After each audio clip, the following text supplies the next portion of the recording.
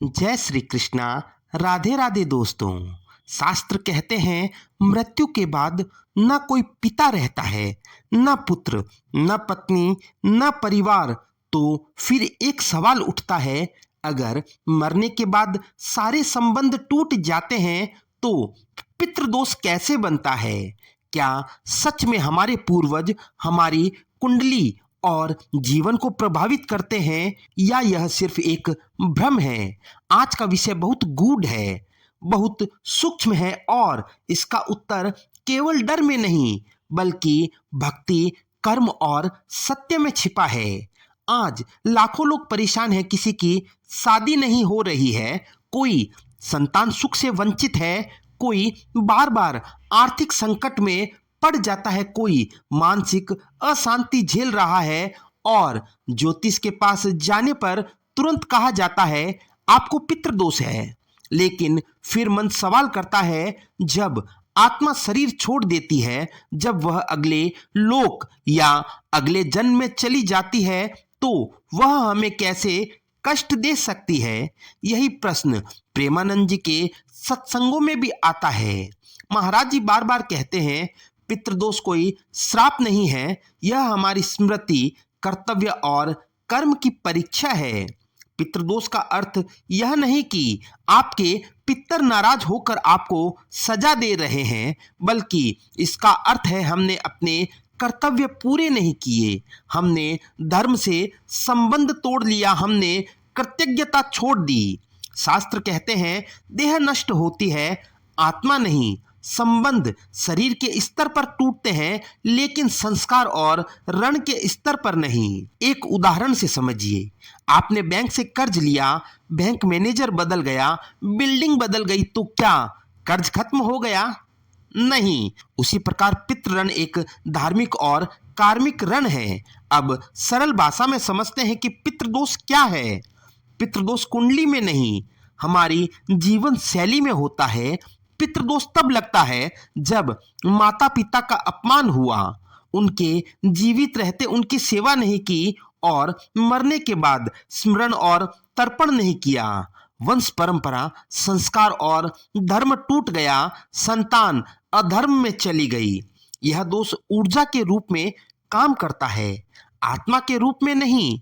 तो क्या पितर हमें कष्ट देते हैं?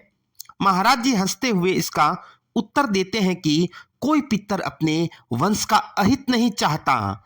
फिर यह पितृदोष कष्ट क्यों देते हैं? क्योंकि जब हम कर्तव्य भूलते हैं तब प्रकृति संतुलन बनाती है, और उसी असंतुलन को हम दोष कह देते हैं। यह सजा नहीं, यह संकेत है। इसे एक सुंदर कथा द्वारा समझा जा सकता है। एक व्यक्ति था, बहुत धनी, सफल, लेकिन अहंकारी। माता पिता वृद्धाश्रम में, श्राद्ध तर्पण में विश्वास नहीं, केवल पैसा ही सब कुछ। धीरे धीरे व्यापार बैठ गया, संतान बिगड़ गई, घर में कलह शुरू। वह किसी संत के पास गया। संत ने कहा, तेरे पितर भूखे नहीं हैं, तेरी आत्मा भूखी है, तू कृतज्ञ नहीं है। संत की बातों का उस व्यक्ति पर गहरा असर हुआ। उसने माता पिता की सेवा शुरू की, नाम जप किया, दान किया, और कुछ समय बाद जीवन की दिशा बदल गई। महाराज जी कहते हैं कि पितृदोष का उपाय महंगे अनुष्ठान नहीं, डरावने तंत्र नहीं, बल्कि 3 सरल उपाय है। पहला उपाय है माता पिता की सेवा। जो जीवित माता पिता की सेवा करता है, उसे अलग से पितृदोष नहीं लगता। उनके चरण छुओ, उनकी बात सुनो, उनका सम्मान करो। दूसरा उपाय है नाम जप। नाम जप पितरों के लिए भी मोक्ष प्रदान करने वाला है। महाराज जी कहते हैं भगवान का नाम 7 पीढ़ियों तक तार देता है। रोज जप करो, राधा राधा राधा राधा, और इस पुण्य का फल मेरे पितरों को मिले, यह वचन कहो। और तीसरा काम जो आपको करना है वो है दान और धर्म, गौ सेवा, अन्नदान, गरीब कन्याओं की सहायता, भूखे को भोजन। लेकिन एक बात ध्यान रखनी जरूरी है कि दान में भावना जरूरी है, दिखावा नहीं। तो क्या कुंडली में लिखा पितृदोष झूठ है? नहीं।